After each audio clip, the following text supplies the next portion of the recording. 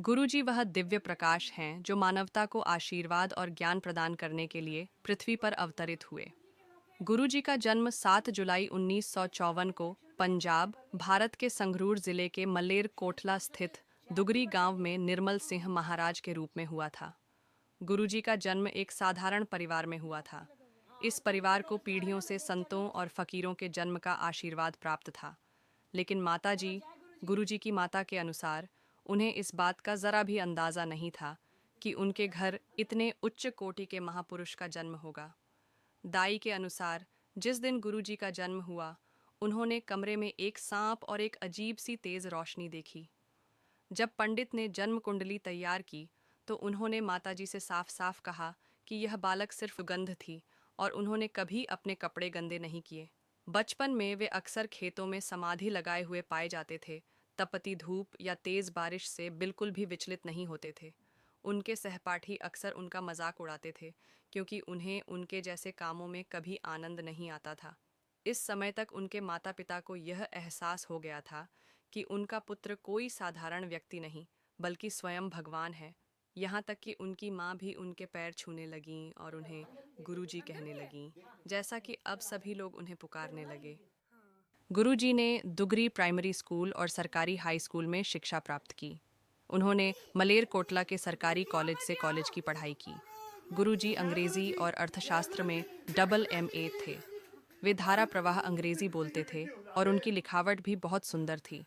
फिर भी हम सबको छुपाने के लिए वे अक्सर हमसे कुछ शब्दों की वर्तनी पूछ लेते थे। गुरुजी ने केवल अपने पिता की इच्छा पूरी करने के लिए पढ़ाई जारी रखी, जो एक सामान्य पिता की तरह अपने बेटे को एमए की डिग्री दिलाना चाहते थे। अंततः गुरुजी ने डबल एमए किया। उनके पिता याद करते हैं कि उनका छोटा बेटा अक्सर खेतों में उनकी मदद करता था और फसल की पैदावार इलाके के अन्य लोगों की तुलना में कई गुना ज्यादा होती थी। गुरुजी के आध्यात्म के प्रति रुझान की सबसे पहली झात घटनाओं में से एक दुगरी स्थित संत सेवा दास जी के डेरे में उनका समय व्यतीत करना था। संत जी एक उच्च कोटि के संत थे जिन्होंने सांसारिक जीवन त्याग दिया था और उनके अनुयायियों की एक बड़ी संख्या थी। गुरुजी अक्सर डेरे में जाकर बैठते थे, हालांकि परिवार को यह पसंद नहीं था क्योंकि वे चाहते थे कि वे साधुओं के बीच बैठने के बजाय अध्ययन में समय बिताएं। कभी कभी उन्हें एक कमरे में बंद कर दिया जाता था, लेकिन जल्द ही वे उसे खुला पाते और गुरुजी डेरे में साधुओं के साथ बैठे हुए पाए जाते।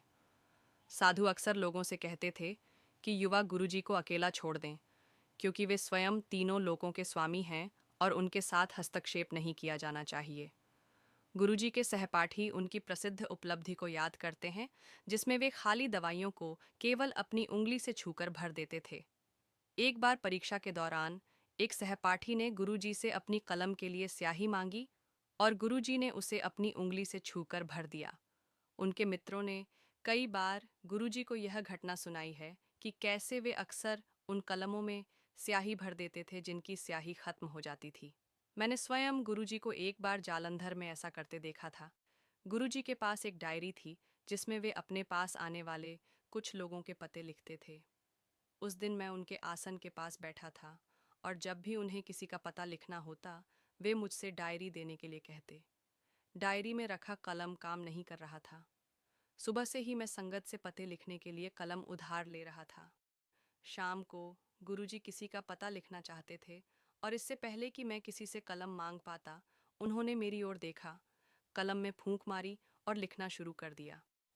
मैं यह सुनिश्चित करना चाहता था कि कलम वास्तव में काम कर रही है या नहीं, इसलिए मैंने घुटनों के बल बैठकर देखा और हाँ, कलम काम कर रही थी। उन्होंने फिर मुझे मुस्कुराकर लिखा। वे दूसरों के सामने अपनी अलौकिक शक्तियों को दबाने और सामान्य दिखने के लिए बहुत प्रयास करते थे, लेकिन अक्सर अपने शिक्षकों को कक्षा की सीट से अचानक गायब होने और अगले ही पल वापस आने से हैरान कर देते थे। उनके सहपाठियों को याद है कि उन्हें पेपर के सभी प्रश्न पहले से पता थे। गुरुजी के एक सहपाठी ने अक्सर एक घटना सुनाई जब वह अपने स्कूटर पर गुरुजी को कॉलेज लेने गया था। गुरुजी के घर पहुंचने पर गुरुजी ने उससे कहा कि उन्हें कुछ काम है और वह उनसे कॉलेज में मिलेंगे। गुरुजी के पास कभी स्कूटर नहीं था, फिर भी गुरुजी कॉलेज परिसर में खड़े होकर अपने दोस्त का इंतजार कर रहे थे। बस उसकी परीक्षा लेने के लिए गुरुजी का दोस्त गुरुजी के घर वापस गया और पाया कि गुरुजी उसके घर पर भी मौजूद थे। ऐसी कई घटनाएं हुई हैं जहां गुरुजी को एक ही समय में एक से अधिक स्थानों पर मौजूद देखा गया है। एक अन्य घटना में गुरुजी के मित्र उन्हें तैरना सिखाना चाहते थे। चूंकि उन्हें भीगना पसंद नहीं था, इसलिए वे अक्सर विरोध करते थे। एक दिन सबने मिलकर गुरुजी को गांव के कुएं में फेंकने का फैसला किया। उनका एक मित्र कुएं में उतर गया और दूसरा गुरुजी को कुएं में धकेलने के लिए ऊपर ही रहा। जब गुरुजी को कुएं में धकेला गया तो उनके मित्र यह देखकर दंग रह गए कि वे पानी में नहीं गिरे, बल्कि उसके ऊपर तैर रहे थे। उनके मित्र डर गए और इससे पहले कि वे कुछ समझ पाते, गुरुजी उनके पास कुएं से बाहर आ गए। उनके कपड़े पूरी तरह सूखे हुए थे। आज तक किसी को समझ नहीं आया कि गुरुजी कैसे बाहर आए या वे पानी में क्यों नहीं गिरे। गुरुजी को गंदे होना या अपने कपड़े गंदे करवाना पसंद नहीं था। वे खेतों में सामान्य काम करने के इच्छुक नहीं थे। एक दिन गुरुजी के पिता ने जोर देकर कहा कि वे उनके साथ धान के खेतों में काम करें। जैसे ही उनके पिता उन्हें खेतों में धकेलने वाले थे, दो आदमी स्कूटर पर आए और कहा कि गुरुजी कहीं ज़रूरतमंद हैं, और गुरुजी को अपने साथ ले गए। माताजी अक्सर गुरुजी को गांव की चक्की से गेहूं या मक्का पिसवाने भेजती थीं। गुरुजी घर से गेहूं और मक्का ले जाते और पिसवाने के बाद उसे गरीबों और ज़रूरतमंदों में बांट देते। एक दिन गुरुजी रात में लोगों से भरा एक ट्रक घर लाए और अपनी माँ को बहुत नाराज़ करते हुए उनसे सबके लिए खाना बनाने को कहा। खाना खिलाने के बाद उन्होंने अपनी माँ द्वारा बुनी हुई चटाइयाँ उनमें बांट दीं और उनसे कहा कि वे सुबह तक आराम करें, जब तक कि वह उन्हें जाने न दें। जब परिवार से पूछा गया कि उन्होंने ऐसा क्यों किया, तो उन्होंने बताया कि अगर वह उन्हें रोककर घर नहीं लाते तो उनका एक्सीडेंट हो जाता और वे मर जाते। उन्हें रात में श्मशान जाने में कोई हिचकिचाहट नहीं थी और अक्सर वे वहां घंटों ध्यान करते पाए जाते थे। अपने परिवार की नापसंदगी के बावजूद वह अक्सर साधुओं की संगति में रहते थे। उन्होंने 31 मई 2007 को दिल्ली में महासमाधि ग्रहण की। गुरुजी ने 31 मई 2007 को महासमाधि ली।